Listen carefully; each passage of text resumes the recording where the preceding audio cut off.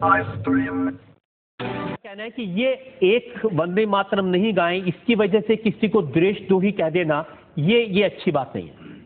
भाई देशद्रोह का, देशभक्ति का इंडोनेशिया मुस्लिम देश है, जो मुस्लिम देश है जिसमें माँ शब्द आया है।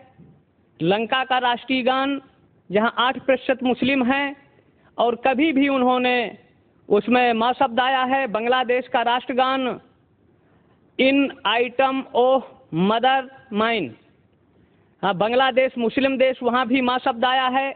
और ऐसी परिस्थिति में अगर देखा जाए तो बहुत से देश हैं जहाँ माँ शब्द खुलकर आता है।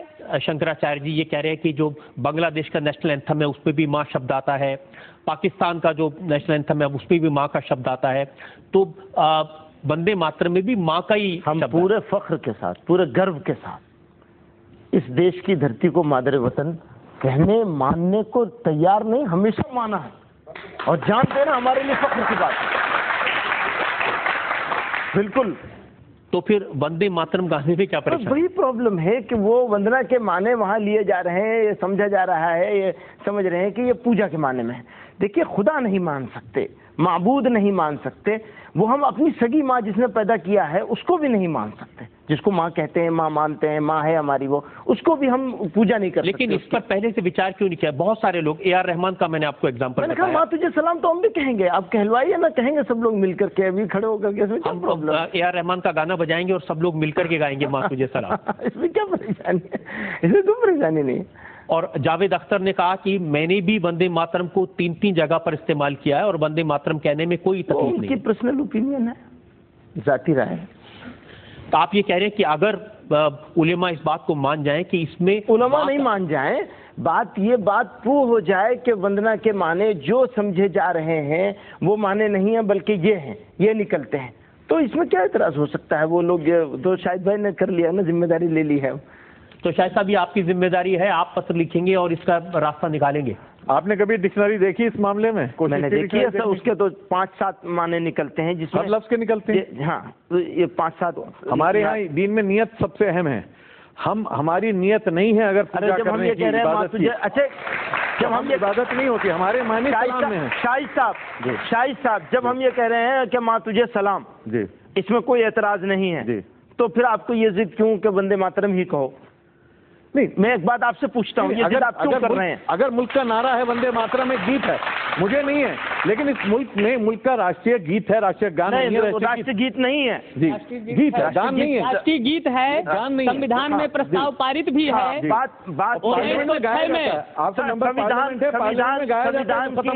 संविधान की जो तशरीह संविधान में पास करने के लिए सुप्रीम कोर्ट बैठी है और सुप्रीम कोर्ट ने कहा हाँ इसको लाजिम नहीं किया जाएगा। लाजिम नहीं है, लेकिन मुखालिफत नहीं कर रहे हैं, यही तो फर्क आप नहीं समझ रहे। हम सिर्फ मुसलमानों को ये कह रहे हैं कि भाई आप लोग इसको ना पढ़ें, आप पढ़ें, इसकी मुखालिफत नहीं कर रहे हैं।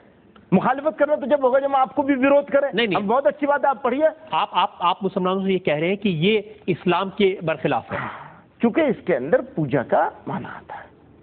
जनाब मदनी साहब, मैं आपसे ये पूछना चाहता हूँ कि जो आप ये वंदे मातरम और ये गानों की बात कर रहे हैं, मतलब जो उसका इशू बन रहा है, हम अपने मुसलमान की जो आज तालीम से पीछे है उसके बारे में हम कभी जिक्र नहीं करते हैं। आज मुसलमान तालीम से बहुत पीछे है और इसमें आ गया कि जो वंदे मातरम गाना चाहिए, नहीं गाना चाहिए, रोजगार में पीछे है। ये बहुत अच्छी बात इन्होंने उठाई है, बहुत बहुत शुक्रिया इनका। लेकिन इन्होंने जमीयत उलमा हिंद के उस कॉन्फ्रेंस के रिजोल्यूशन नहीं देखे। 25 रिजोल्यूशन आए और आपकी बिरादरी की मेहरबानी से वो 25 पीछे चले गए, इसे उठा लिया। अब हम क्या कर सकते हैं? पोजीशन ऐसी है कि तालीम की ये बात ये कर रहे हैं, तालीम के ऊपर काम हम कर रहे हैं, कॉलेज हम चला रहे हैं, स्कूल हम चला रहे हैं, हम तो काम कर रहे हैं, बात करने की बात कर रहे हैं, हम काम कर रहे हैं फील्ड में।